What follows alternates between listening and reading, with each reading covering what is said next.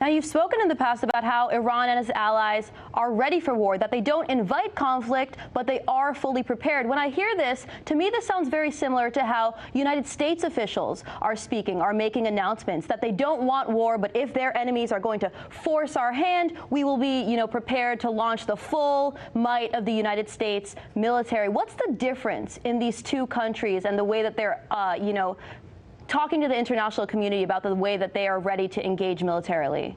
Michelle, I survived 2 chemical attacks in the 1980s. Many others didn't. Those chemical weapons were given by the United States and its European partners and allies to Saddam Hussein.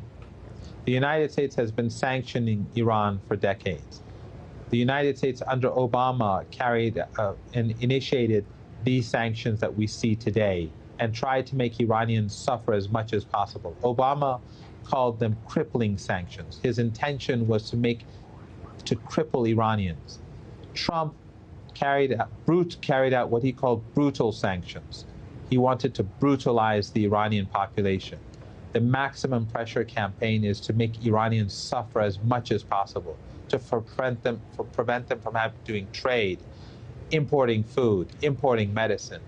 This is how the United States treats Iranians. This is their intention. Iran has never initiated any conflict with the United States. And even now, the U.S. president has repeatedly said he has spoken about obliterating Iran. So when the United States carries out acts of aggression, tries to harm the Iranian population, tries to kill Iranians, and make such threats, there is no moral equivalence here. The Iranians are simply saying, if you start a war, we will finish it.